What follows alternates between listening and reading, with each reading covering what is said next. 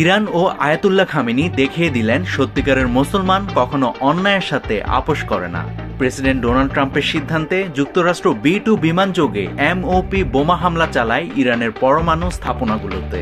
তাতে পাল্টা হামলার প্রতিজ্ঞা করে ইরান। সেই কথা অক্ষরে অক্ষরে রেখে কাতারের আমেরিকার ঘাঁটি গুঁড়িয়ে দেয় ইরান। তাতে মহাবিপদে পড়েন ট্রাম্প। দ্বিতীয় বিশ্বযুদ্ধের পর এই প্রথম কেউ আমেরিকাকে সরাসরি আঘাত করল। এরপর আর কোনো উপায় না দেখে যুদ্ধবিরতির ডাক দেন ট্রাম্প।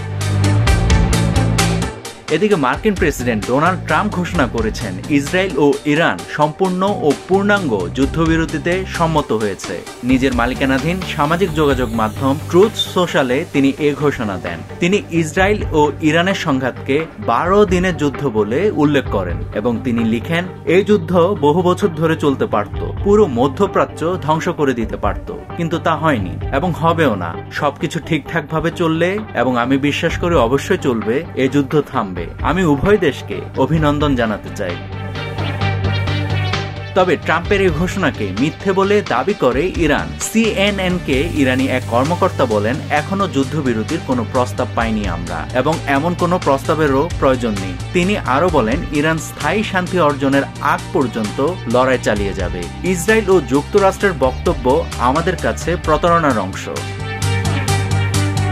এরপরই ইরান 3 দফায় ইসরায়েলে হামলা চালিয়ে ব্যাপক ক্ষয়ক্ষতি করে। তাতে কমপক্ষে 4 জন নিহত এবং বেশ কিছু আহত হওয়ার ঘটনা নিশ্চিত করে ইসরায়েলি জরুরি সেবাদানকারী সংস্থা মাগেন ডেভিড আদম। এই হামলা নতুন করে চিন্তার ভাঁজ ফেলে মার্কিন প্রেসিডেন্ট ট্রাম্প ও ইসরায়েলি প্রধানমন্ত্রী নেতানিয়াহুর কপালে। এরপর ট্রাম্প আবারও ট্রুথ সোশ্যালে জানান, যুদ্ধবিরতি এখন কার্যকর হয়েছে, দয়া করে কেউ এটি লঙ্ঘন করবেন না। আল জাজিরার তথ্য মতে ইরানের প্রেস টিভি বলেছে, ইরান ও ইসরায়েলের মধ্যে যুদ্ধবিরতি শুরু হয়েছে। দুই দেশের ভূখণ্ডে একাধিক হামলা ও পাল্টা হামলার পর ইরানের পক্ষ থেকে একথা জানানো হয়েছে।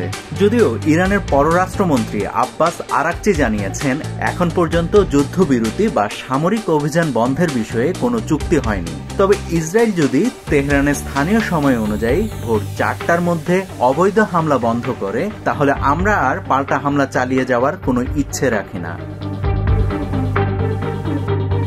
নাভিদ হাসান, সোনালী নিউজ।